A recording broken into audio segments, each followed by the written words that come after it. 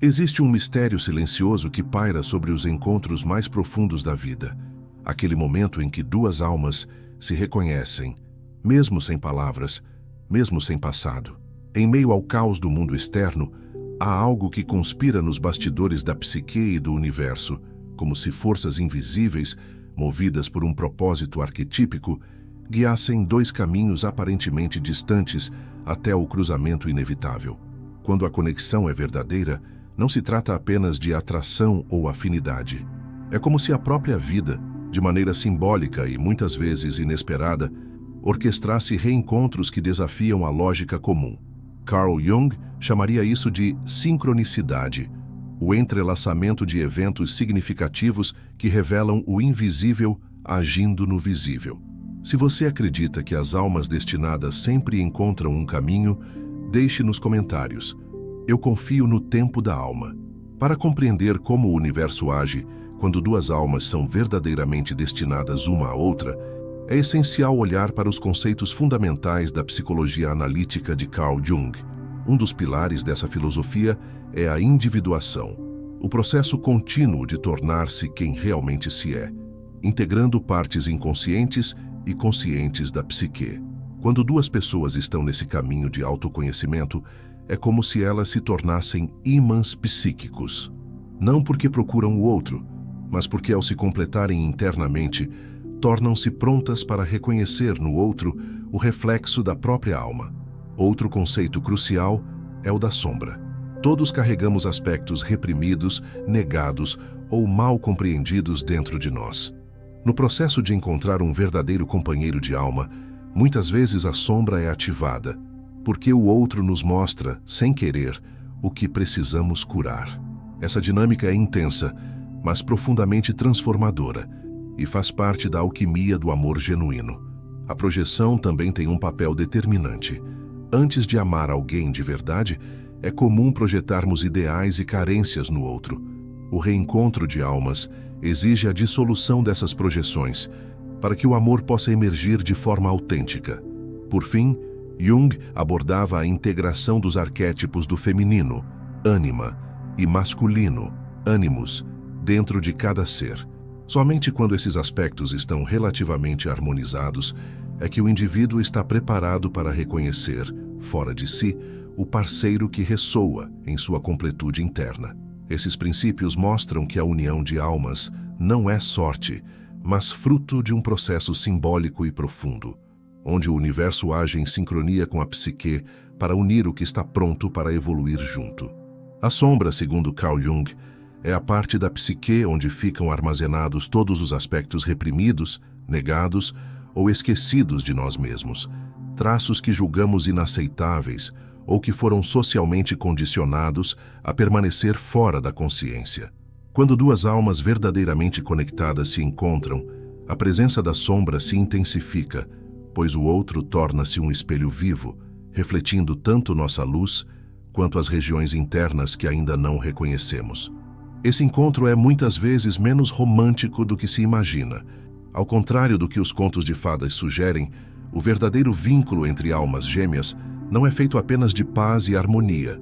É intenso, desafiador, profundamente transformador, porque ativa o processo de integração. O parceiro ou parceira de alma toca exatamente onde há ferida, onde há negação, onde há resistência. E ao fazer isso, nos oferece a oportunidade de tornar consciente aquilo que antes era inconsciente. Não é incomum que nos primeiros momentos desse tipo de conexão haja uma mistura de encantamento e desconforto. O fascínio vem do reconhecimento profundo, quase arquetípico. O desconforto surge do confronto com a sombra. Esse outro nos vê com profundidade, muitas vezes percebendo em nós aquilo que tentamos esconder até de nós mesmos. E é aí que o verdadeiro trabalho começa. Para Jung, a chave está na aceitação e na integração. Quando rejeitamos nossa sombra, tendemos a projetá-la no outro, o que pode levar a conflitos, ressentimentos ou idealizações destrutivas. Mas quando temos coragem de olhar para dentro e acolher nossos próprios aspectos rejeitados, o relacionamento se transforma em um espaço de cura mútua.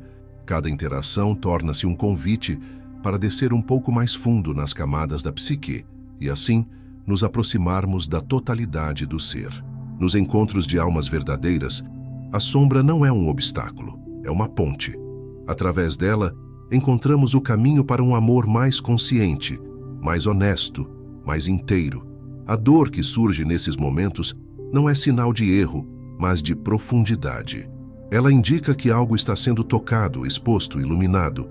O amor de almas gêmeas não evita a sombra, ele a inclui. É importante lembrar que a sombra não é apenas negativa.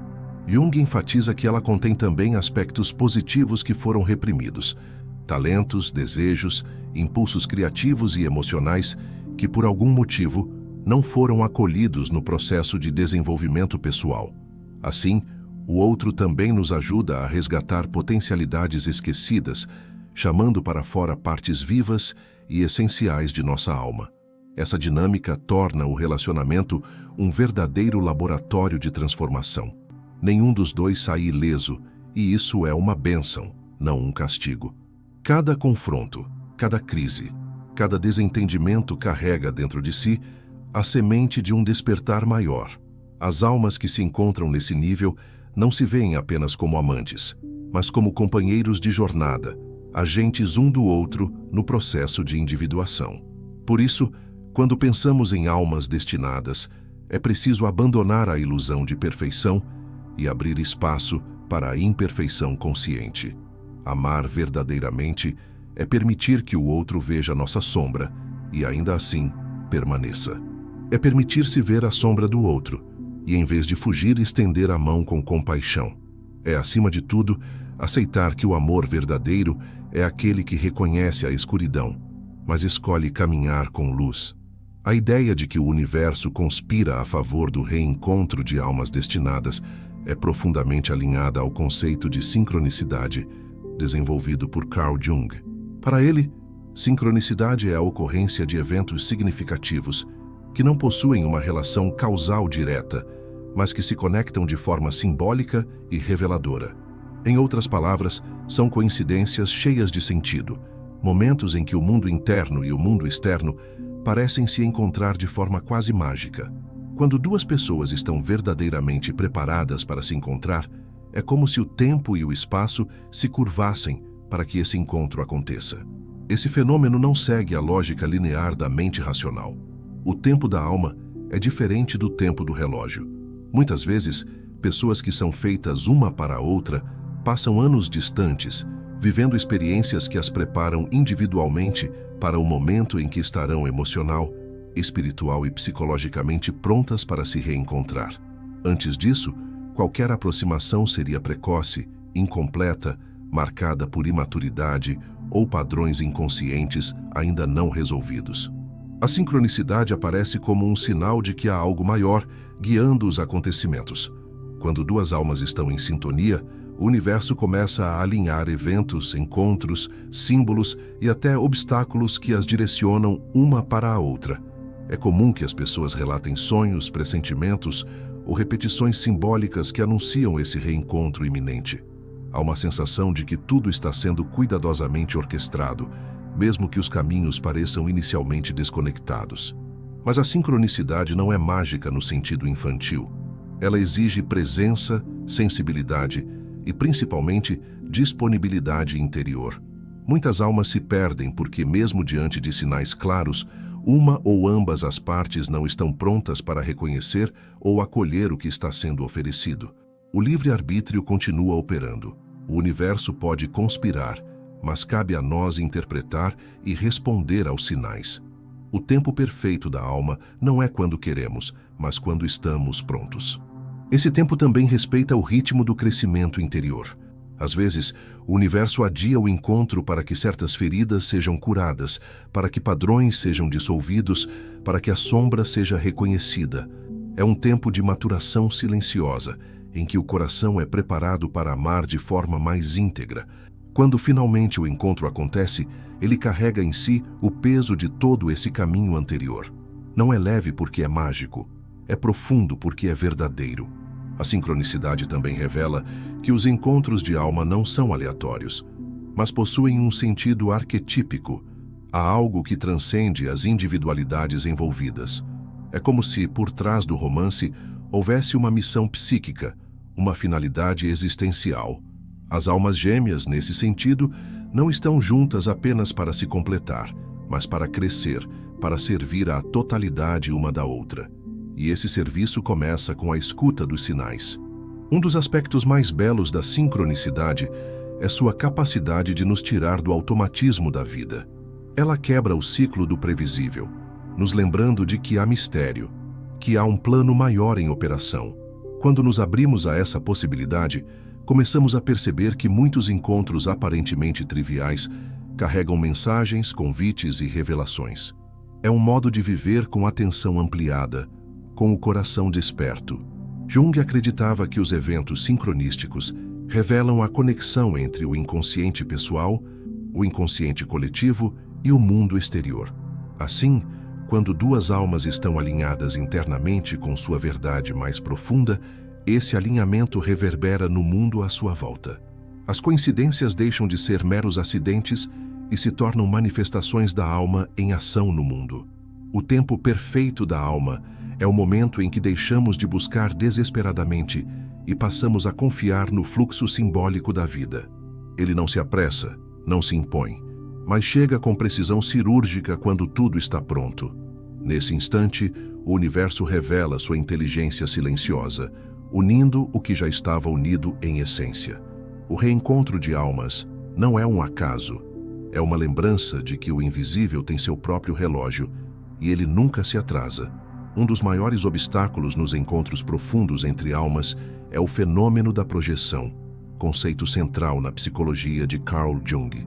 A projeção ocorre quando o indivíduo atribui ao outro qualidades, emoções ou imagens que, na verdade, pertencem à sua própria psique. É um mecanismo inconsciente que, embora inevitável em algum grau, pode distorcer completamente a percepção do outro, especialmente em relações onde o amor parece transcender o ordinário. Nos primeiros estágios de um encontro entre almas, é comum que a intensidade emocional ative projeções poderosas. O outro é visto como um ideal, um salvador, uma resposta às carências acumuladas ao longo de uma vida. A figura da alma gêmea torna-se, então, um espelho sobre o qual projetamos tudo o que desejamos ser ou ter. Não vemos o outro como ele é, mas como precisamos que ele seja. E isso inevitavelmente leva à decepção. Jung apontava que quando projetamos, estamos interagindo não com a pessoa real, mas com uma imagem interior que depositamos nela. É por isso que, frequentemente, pessoas se apaixonam intensamente e depois afirmam que a pessoa mudou, quando na verdade quem mudou foi a percepção. A projeção começou a se dissolver. O amor idealizado dá lugar ao confronto com o real, e esse momento é decisivo. Ou a relação evolui para algo mais verdadeiro, ou colapsa sob o peso da ilusão. Essa dinâmica é especialmente intensa quando envolve os arquétipos do ânimos e da ânima, os aspectos inconscientes do masculino e do feminino dentro de cada ser. Projetamos no parceiro a figura interna que representa o complemento da nossa psique. O homem projeta sua ânima na mulher, a mulher, seu ânimos no homem. Essas figuras internas são moldadas por experiências passadas, culturais e emocionais, e nem sempre estão alinhadas com a realidade do outro. Quando essas projeções dominam, o relacionamento se torna um teatro arquetípico, uma encenação de papéis inconscientes que nada tem a ver com a individualidade de quem está ali. Nos reencontros de alma, essa fase é inevitável, mas não precisa ser destrutiva. Pelo contrário, é uma oportunidade para dissolver a idealização e ver o outro com clareza. Quando a projeção é reconhecida e retirada, começa a verdadeira relação. Só então é possível amar o outro como ele é, com suas imperfeições, complexidades e verdades. Esse é o momento em que o amor se torna escolha, não fantasia. Ele deixa de ser um reflexo do desejo inconsciente e passa a ser uma construção consciente, baseada no respeito e no reconhecimento mútuo. A ilusão do amor idealizado é sedutora porque oferece uma fuga da própria incompletude. Ao projetar no outro tudo aquilo que nos falta, sentimos por um instante que estamos plenos, realizados. Mas essa plenitude é frágil, sustentada por uma imagem distorcida. O colapso dessa imagem pode ser doloroso, mas também é libertador. Ele marca o fim da fantasia e o início da verdade. No processo junguiano, esse é o ponto em que a relação pode se tornar um catalisador de individuação. Em vez de buscar no outro aquilo que falta, cada um volta-se para si mesmo, reconhecendo que o verdadeiro encontro começa dentro. Quando cada parte assume a responsabilidade por seu próprio mundo interior, o relacionamento passa a ser um espaço de apoio, não de projeção. É fundamental entender que a retirada das projeções não significa o fim do encantamento, mas o início de um encantamento mais maduro. A beleza do outro continua existindo, mas agora ela é percebida com lucidez, não com carência. Amar alguém sem projetar é ver sua luz e sua sombra, sua força e sua fragilidade, e ainda assim permanecer. É nesse ponto que o amor entre almas se torna real. Portanto, todo reencontro verdadeiro passa, necessariamente, pelo desmantelamento das idealizações. O outro deixa de ser um mito e torna-se humano. E nesse reconhecimento da humanidade mútua é que o amor se aprofunda. A ilusão do amor idealizado não é um erro, mas um estágio. Superá-la é uma das provas mais desafiadoras e mais recompensadoras na jornada das almas que se reencontram. Na visão de Carl Jung, a individuação é o processo mais profundo e essencial da vida psíquica, o caminho pelo qual o indivíduo se torna quem ele verdadeiramente é, integrando os múltiplos aspectos da personalidade, conscientes e inconscientes, em um todo coeso e autêntico. É uma jornada de retorno ao centro do ser, ao self, onde a alma deixa de ser fragmentada e passa a viver em sintonia com sua verdade mais íntima. Quando se fala em reencontro de almas, esse processo é indispensável, pois apenas quem se encontrou verdadeiramente consigo é capaz de reconhecer e sustentar um encontro autêntico com o outro. O amor verdadeiro entre almas não nasce da carência, mas da completude. E essa completude não é perfeição, mas consciência. Quando cada ser caminha sua própria jornada de individuação, não busca no outro aquilo que falta, mas compartilha o que transborda. Esse é o ponto de virada que transforma a relação em um campo fértil para o crescimento mútuo, onde o vínculo não aprisiona, mas liberta. A reconexão entre almas exige que cada um já tenha dado passos significativos em sua própria jornada interna. O outro não vem para salvar, completar ou curar, vem para espelhar, provocar e despertar. Ele age como um catalisador, não como uma solução, e isso muda tudo. O amor entre almas conscientes não se sustenta em expectativas irreais, mas em uma profunda aceitação do ser como ele é. É um amor que vê, acolhe e transforma, porque nasce do encontro de duas jornadas que se cruzam no ponto em que a verdade interior já está viva. Nesse caminho, o sofrimento vivido anteriormente ganha um novo sentido. As dores, os fracassos, os ciclos de solidão e autoconfronto revelam-se como etapas necessárias da preparação. A individuação, muitas vezes, exige períodos de isolamento e silêncio, em que a alma aprende a caminhar por si. É nesse silêncio que ela ouve sua voz verdadeira.